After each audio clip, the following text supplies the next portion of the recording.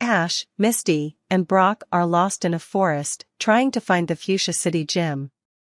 While Misty's Psyduck cools off in a small waterfall and Brock takes care of his Vulpix, they spot a Venonat watching them from a tree.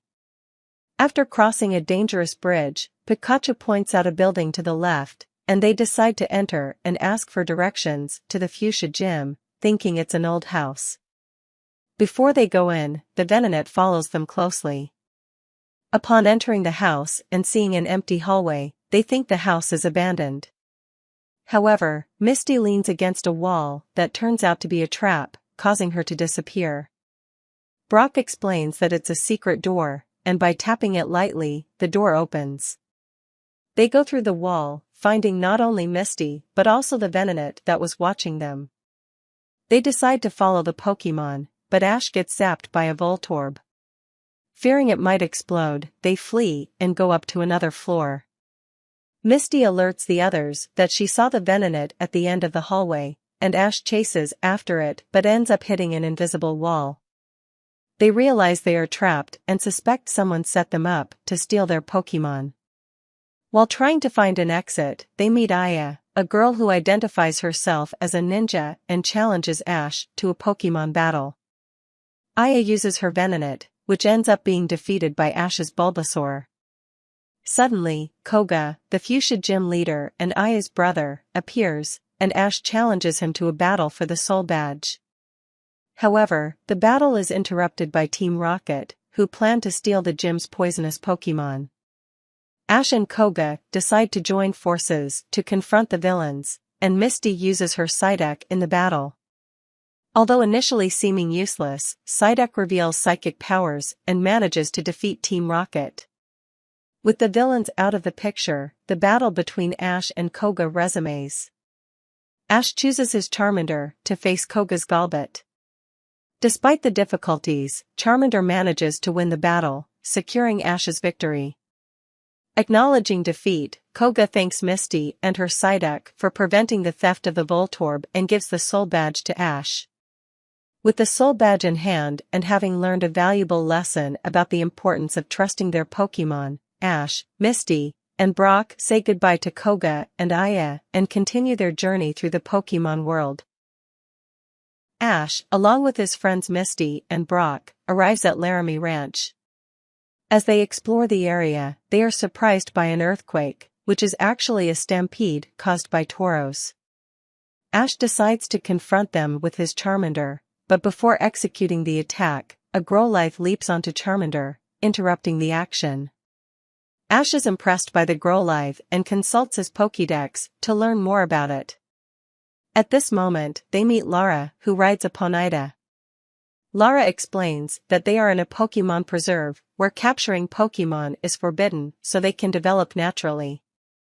She invites Ash, Misty, and Brock to a party that night and to watch the Great Pokémon Race the next day, a traditional competition of the ranch. At the party, they meet Dario, an unpleasant Dodrio trainer. During the celebration, Dario announces that the ranch's Tauros are out of control. Lara mounts her Ponyta to calm the Tauros but falls and injures her arm during the action. Ash manages to control the Ponyta and, upon seeing this, Lara suggests he replace her in the race since she has an injured arm. On the day of the race, Ash, Misty, and Brock participate with their respective Pokémon. They face various obstacles and traps along the way, including sabotage from Team Rocket and Dario, who want to ensure victory in the competition.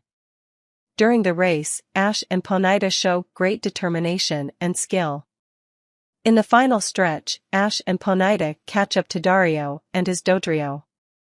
At this moment, Ponyta evolves into Rapidash and gains a burst of speed. They manage to overtake Dario and win the race by a small margin. Dario, envious of Ash and Rapidash's success, accuses them of cheating and tries to attack them, but Rapidash retaliates with a blow, driving him away.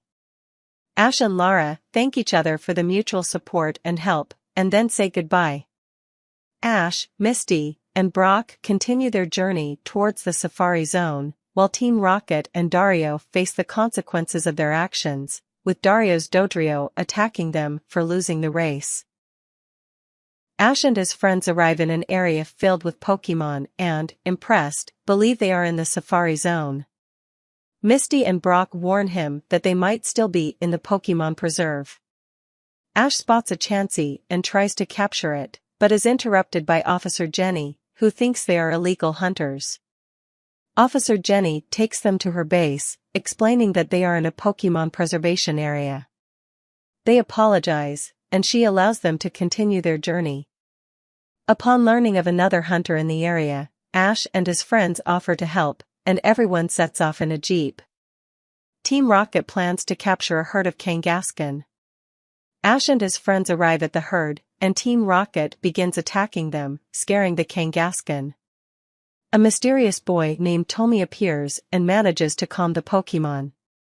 His parents, who are in a helicopter, explain that Tommy got lost in the preservation area when he was 3 years old and ask for help bringing him back home.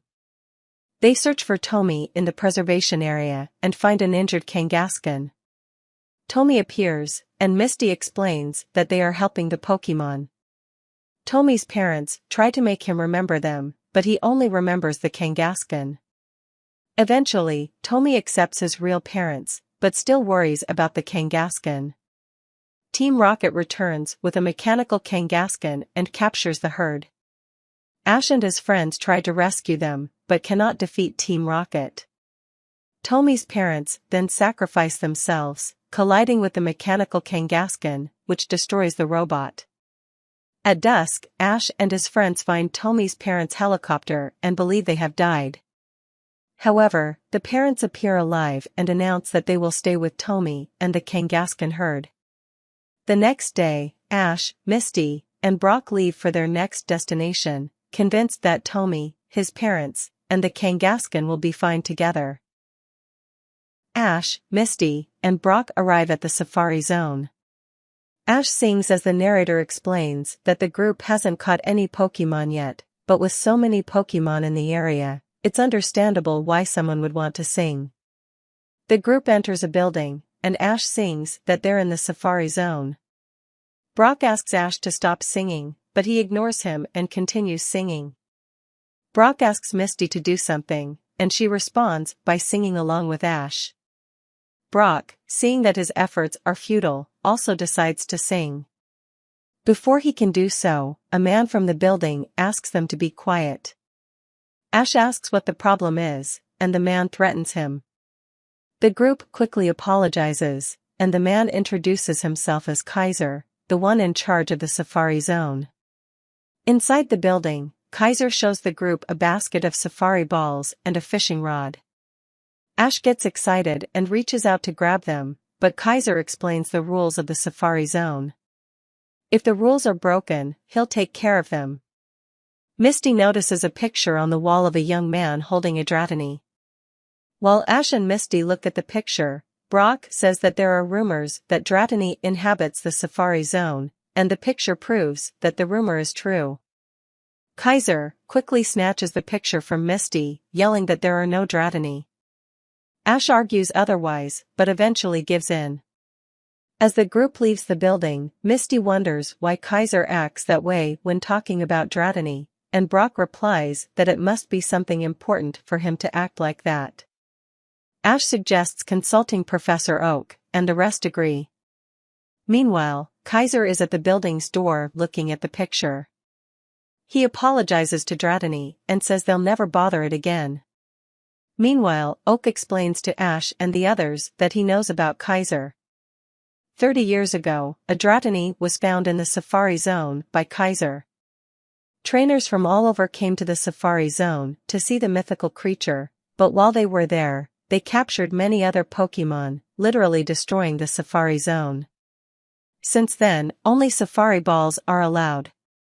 The Dratini was never found, all that remains is a picture. Team Rocket appears and makes a bet with Ash to capture the most Pokémon. Ash tries to capture different Pokémon, but whenever he throws a Pokeball, a herd of Tauros interferes, and Ash ends up capturing 30 Tauros, one caught by Brock, using up all his Safari Balls. After an attack, Team Rocket kidnaps Kaiser, saying they would release him if he gave information about Dratini's habitat. They try various ways, but finally succeed with a tickling machine. After Team Rocket takes Kaiser to the lake where Dratini lives, James and Meowth dive into the lake with diving gear, intending to find Dratini, while Jessie waits outside the water. Suddenly, a Dratini comes out of the water and reveals itself to Jessie. She kneels, stepping on the hose that supplies air to James and Meowth, and tries to lure Dratini while the other two struggle to breathe. James and Meowth surface, gasping for air, scaring Dratini away. Jessie starts yelling at them when Meowth reveals a backup plan to capture all the Pokémon in the lake. Ash and his friends free Kaiser from the machine, and he explains everything that happened. Meanwhile, Meowth explains his plan, which involves throwing an electric bomb into the lake, causing all the Pokémon to rise to the surface. As he's about to throw it, Ash intervenes. Meowth throws the bomb anyway, and Kaiser jumps into the lake to prevent the bomb from working. Ash prepares to jump in after him, but Misty stops him, saying not to do that. Misty asks, "What gives you so much confidence?" Ash replies, "I told you before, the good guys always win." Then, Ash dives in to retrieve the bomb, and Misty sends Stereo to help Kaiser back to the surface. Ash reaches the bottom of the lake and retrieves the bomb, but he runs out of air. Suddenly, a storm starts, caused by a Dragonair. The Dragonair grabs Ash and takes him to the surface. Without warning, Dragonair and Ash emerge from the water with the bomb. Ash throws the bomb at Team Rocket, which explodes and blasts them away. The guard watches Dratini and Dragonair, realizing that Dragonair is that Dratini he saw thanks to a mark on its tail. Moreover, Dragonair has a baby Dratini.